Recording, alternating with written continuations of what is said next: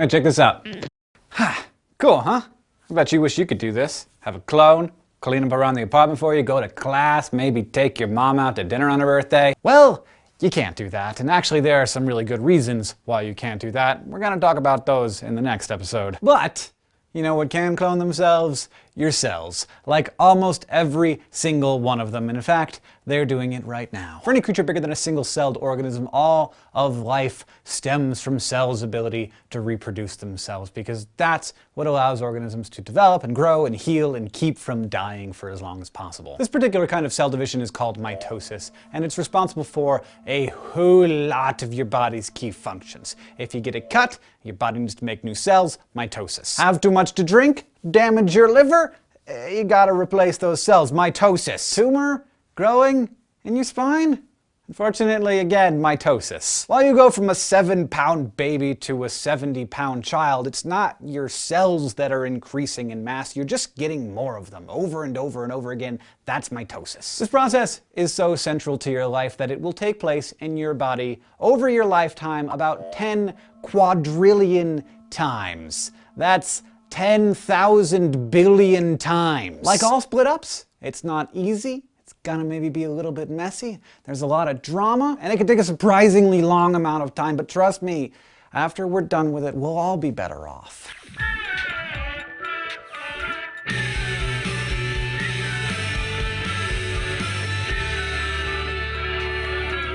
So you are made of trillions of cells, just like giraffes and redwood trees. And remember that inside each cell there's a nucleus that stores your DNA, which contains all of the instructions on how to build you. That DNA is organized into chromosomes, and as we've mentioned before, in your body cells, or somatic cells, you have 46 chromosomes grouped into 23 pairs. One in each pair is from your mom, and the other one's from your dad. Cells with all 46 chromosomes are called diploid cells because they have 2 sets each, and that's what we're focusing on today. You also have haploid cells that have half as many chromosomes, 23, and those are your sex cells. They're produced in an equally fantastic process called meiosis, which we'll be talking about in the next episode. But for now, the main thing to remember about mitosis is that it allows one cell with 46 chromosomes to split into 2 cells that are genetically identical, each with 46 chromosomes, all in order to keep the party of life going. Now, the nucleus in your cell controls everything that goes on in the cell. It has all of the instructions necessary for making the cell survive. So you don't need to duplicate the whole cell.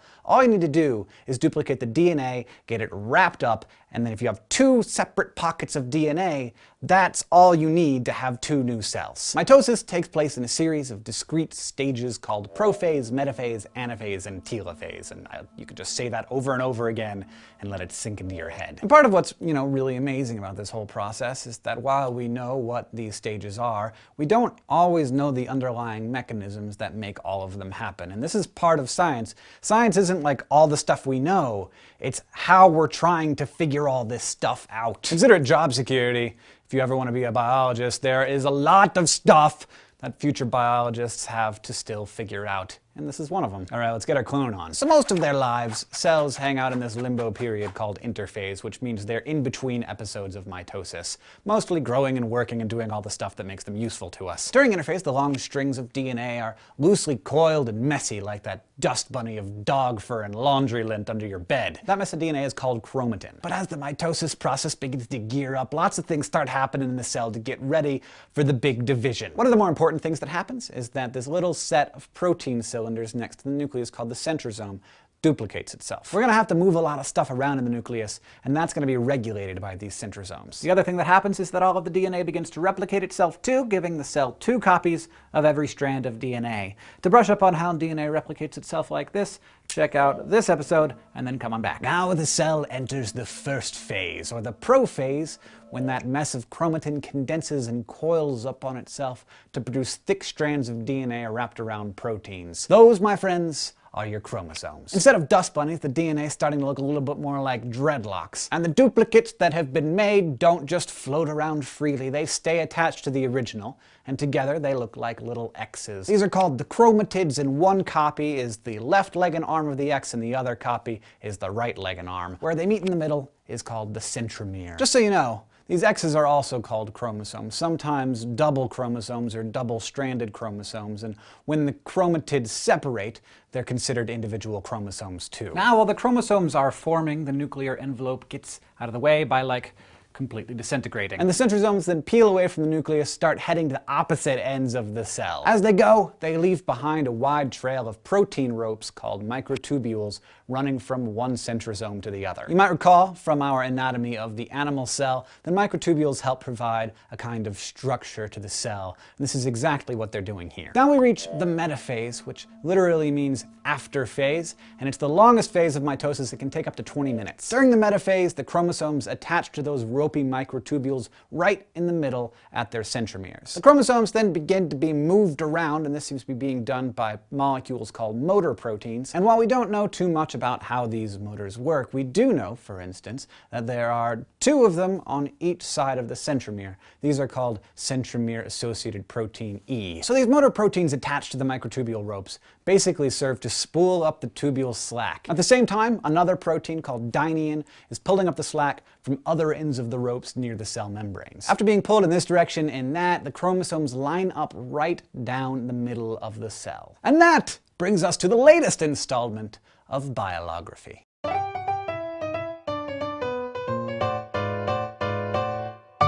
So how do chromosomes line up like that? We know that there are motor proteins involved, but how? What are they doing? Well, remember when I said earlier that there were a lot of things that we don't totally understand about mitosis? It's sort of weird that we don't, because we can literally watch mitosis happening under microscopes, but chromosome alignment is a good example of a small detail that has only very recently been figured out.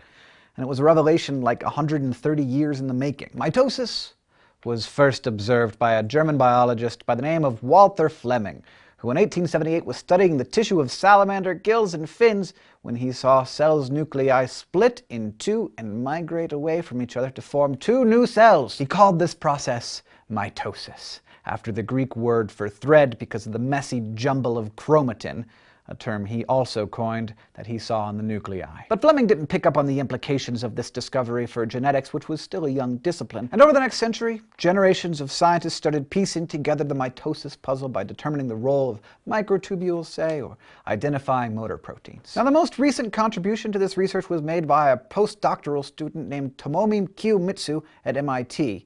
He watched the same process that Flemming watched and figured out how at least one of the motor proteins helps snap the chromosomes into line. He was studying a motor protein called dynein, which sits on the inside of the membrane. Think of the microtubules as tug-of-war ropes, with the chromosomes as the flag in the middle. What Kiyotsu discovered was that the dynein plays tug-of-war with itself.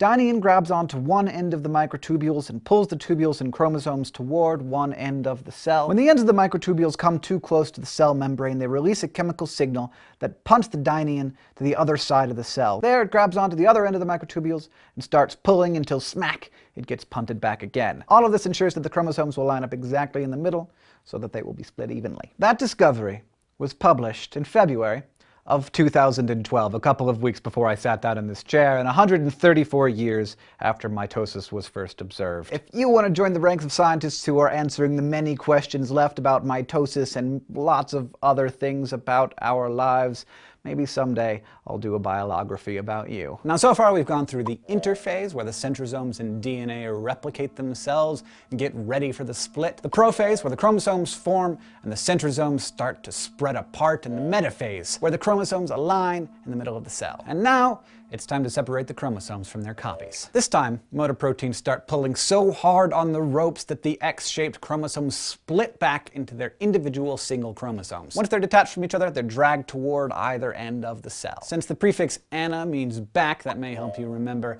the name of this phase, called anaphase. After this, it's just a matter of using all that genetic material to rebuild so that the copied genetic material has all of the accoutrements of home.